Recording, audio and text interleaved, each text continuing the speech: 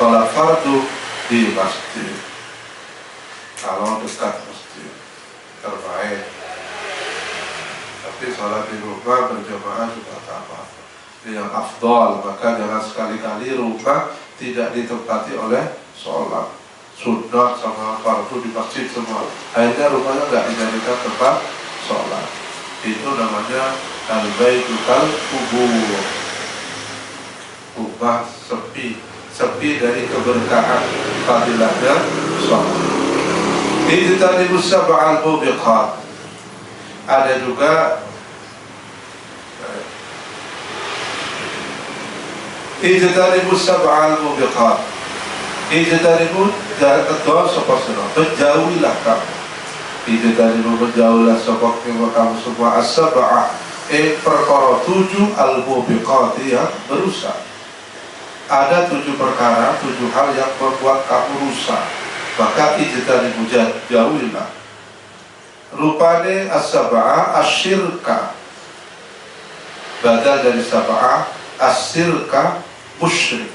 Bersekutukan billahi ta'ala Allah. Na'udzubillah. Nah, musyrik itu ada 2. Ada musyrik jali, ada musyrik khafi. Kalau jali karena kita sudah jelas bahwa ya jelas jali dipersaksikan oleh orang banyak, itu namanya jali. Ada khafi.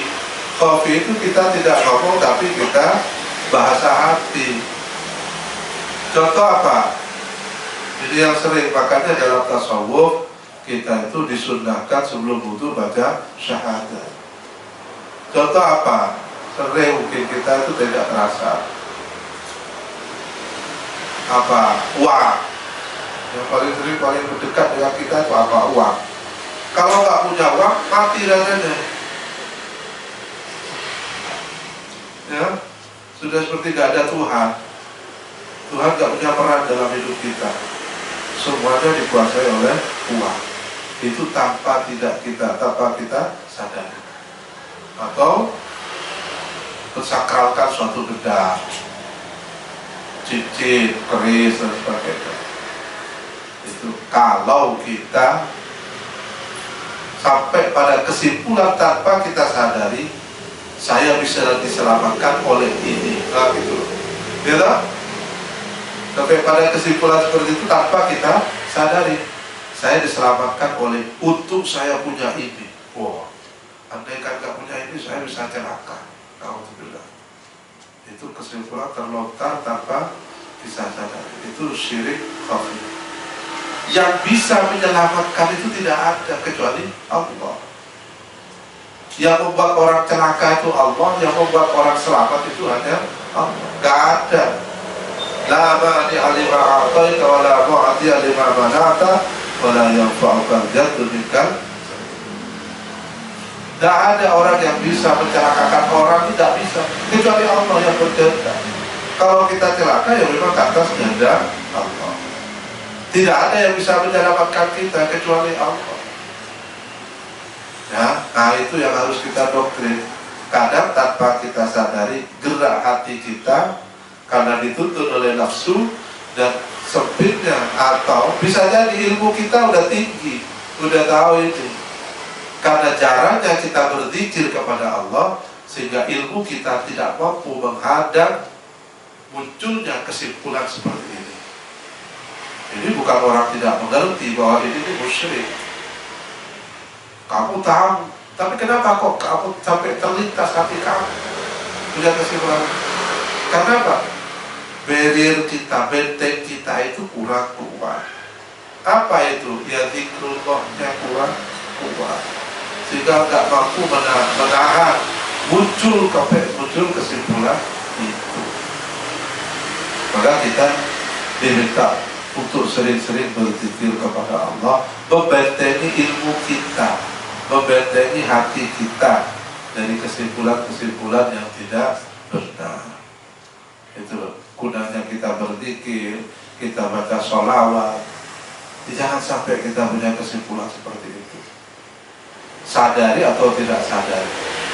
Makanya kita dalam tasawuf dianjurkan, kalau tasawuf itu rukun wudu ya, tidak sah wudhunya kalau tidak baca syahadat. Kalau dalam tasawuf, kalau fikih kan enggak. Ya ini, kita nggak tahu apakah dalam 12 jam atau sekian jam antara zuhur dan asar, antara subuh dan zuhur, kita sudah terjebak pada kesimpulan perlakuan atau perilaku musyrik khafi, sahabat tanpa kita sadar. Ya, dan yang tetap ada kita amalkan itu, meskipun tasawuf kita amalkan setiap wudhu kita syahadat dulu. Ya. Kenapa? Kalau benar, alhamdulillah, ternyata kita itu melakukan itu, berarti kan secara hukum sudah dianggap keluar. Kalau orang yang di luar Islam wudhu yang nggak dianggap, nggak sah. Kalau wudhunya nggak sah, apalagi sholatnya. Nah, gitu. Logika hukumnya kayak gitu. Makanya kita senantiasa bersyahadat. Mau sholat syahadat, mau gerakan hati kita itu nggak ada yang salah.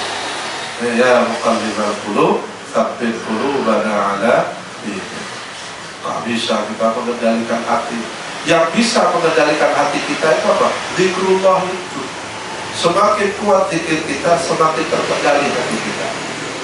Ya, baca sholawat kita yang banyak, zikir kita yang banyak. Itulah yang bisa mengendalikan hati kita. Bukan ilmu loh yang bisa mengendalikan hati, tapi zikir kita kepada Allah dalam segala bentuknya. Apa kamu perbanyak baca Al-Quran, apa baca sholawat, perbanyak sholat, dalam bentuk itu zikir. Wasilah untuk zikrullah itu kan banyak sekali. Ya, intinya kita ingat kepada Allah dalam segala caranya, apapun caranya silakan. Tapi berbanyaklah zikir kepada Allah, ada hati kita, ada bentengnya, gitu ya. Kalau ilmu nggak bisa, karena ilmu itu berkelindan dengan nafsu, ya. Tarikan nafsunya terlalu kuat, ya. Ilmu itu wataknya ingin diakui, itu watak ilmu. Siapapun orang berilmu ingin diakui. Kalau saya punya ilmu, watak dasar ilmu yang mengendalikan kan moral, hatinya. Untuk bisa tawadhu itu hatinya. Kalau murni ilmu, lihat aja kalau diskusi perdebatan itu murni ilmu, semua akan tampil sebagai orang yang paling pintar di forum itu. Ingin tunjukkan saya orang paling pintar, saya paling hebat. Itu forum diskusi, bukan untuk mencari jawaban, tapi untuk menunjukkan siapa yang paling hebat. Ya. Kelihatan.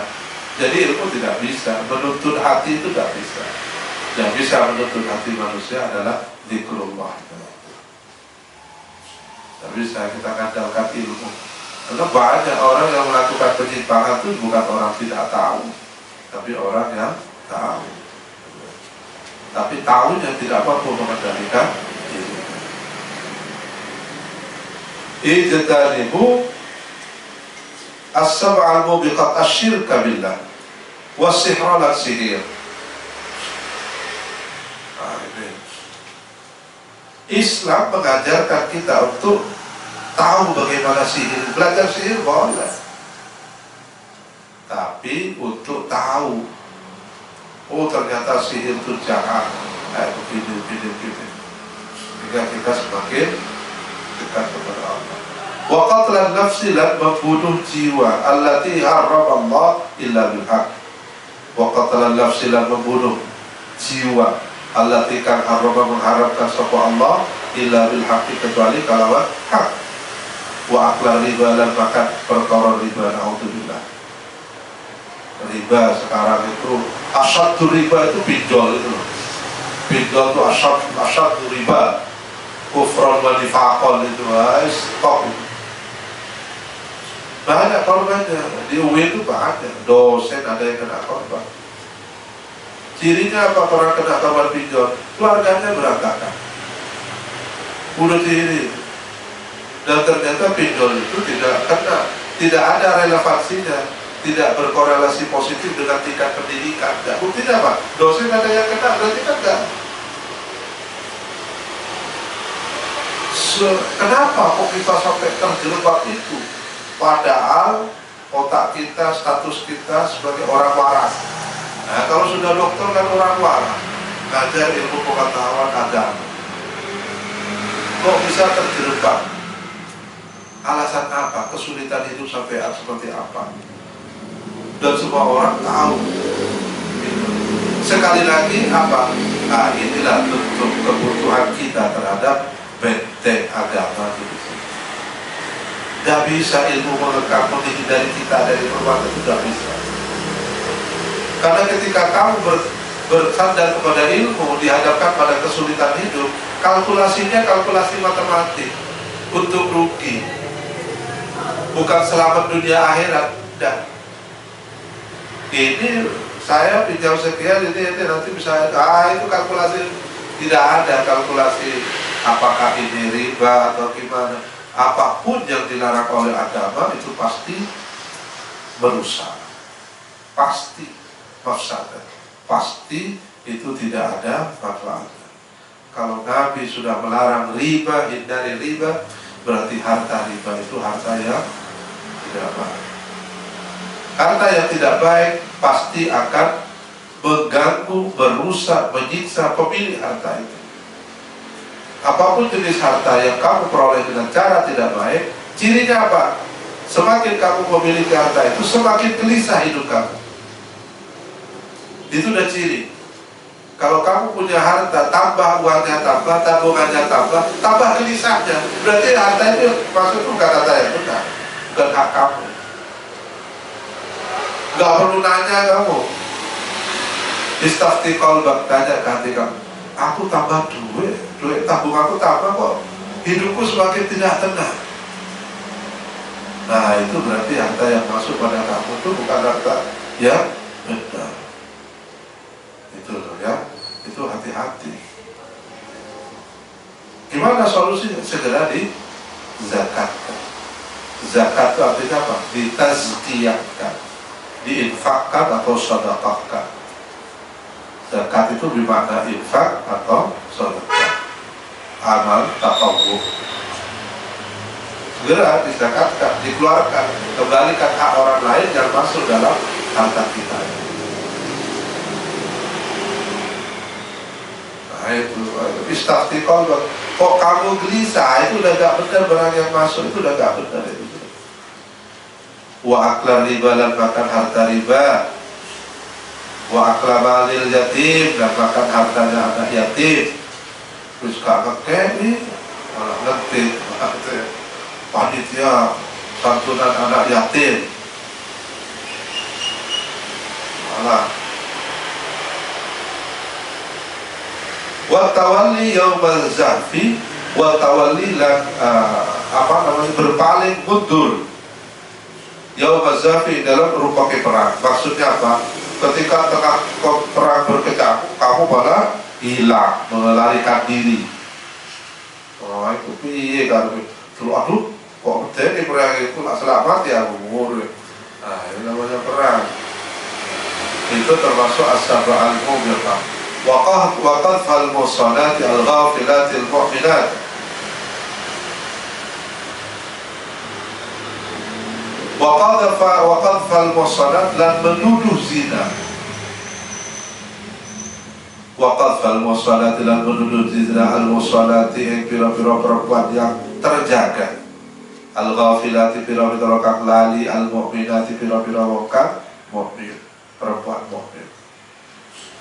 Menuduh zina, zina itu juga perbuatan yang terkutuk. Na'udzubillah min dzalik. Kata Nabi, la'allahu nazza'ahu irquhu, orang yang berbuat zina pasti di atasnya ada keturunan zina.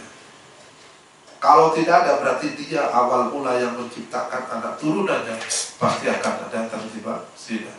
Na'udzubillah.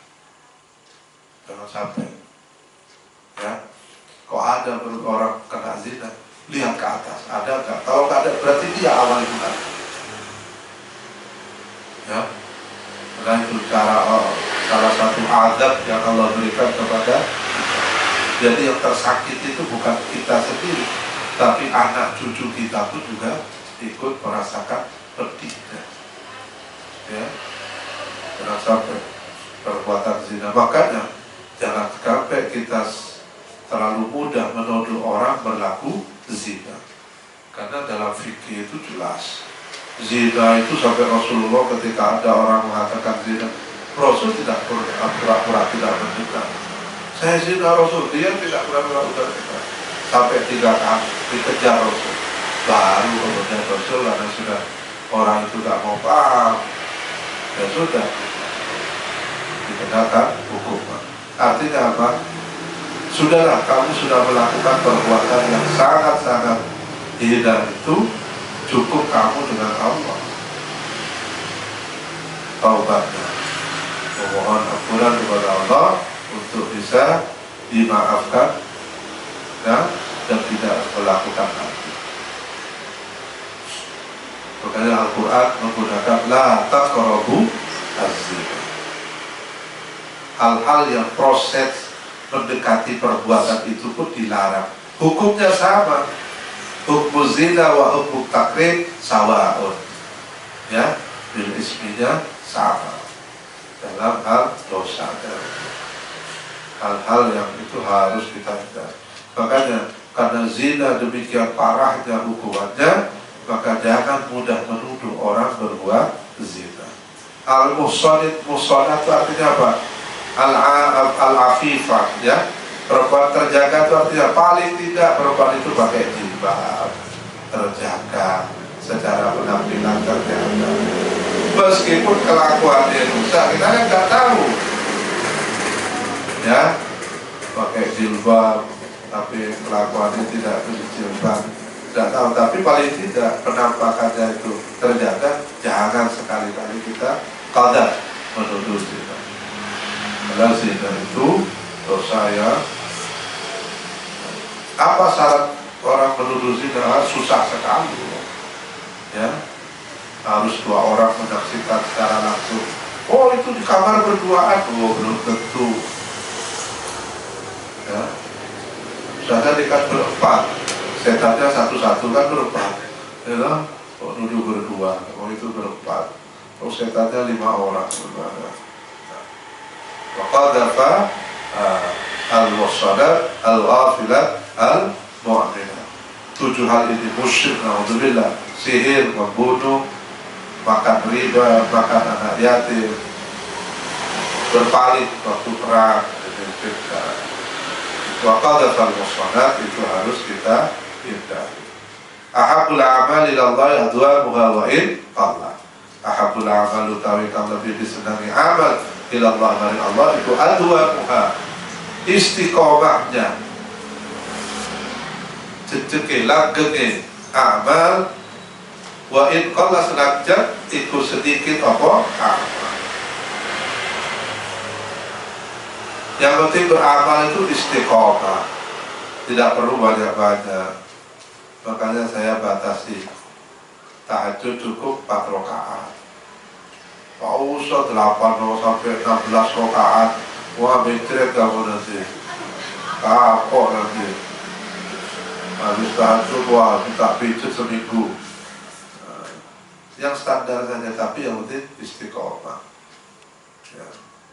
Itu pun masih jalur diskon, ya. Tasbih 4 rakaat, ada yang standar-standar saja, duha 4 rakaat, ya. Itu pun tak pernah dikerjakan. Alhamdulillah,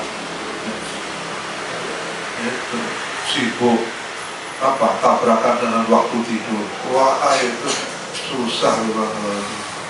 Kalau sudah clash dengan waktu istirahat itu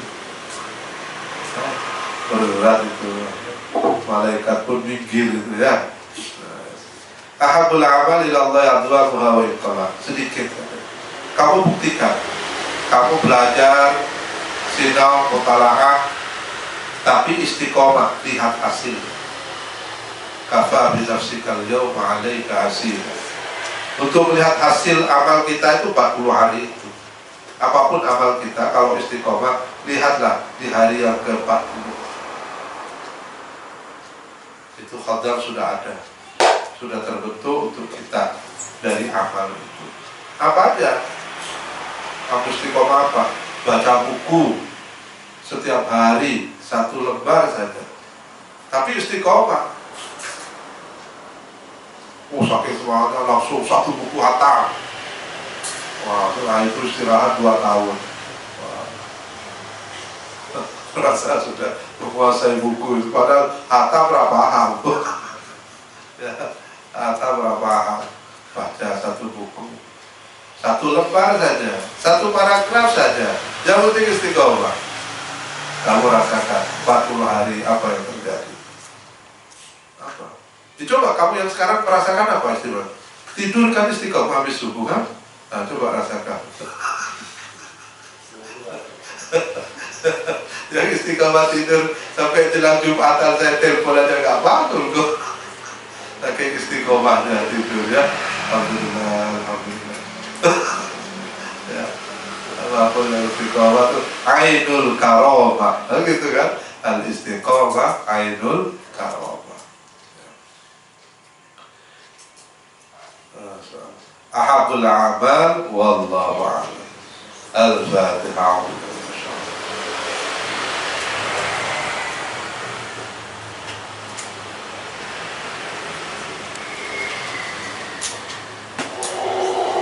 Assalamualaikum warahmatullahi wabarakatuh.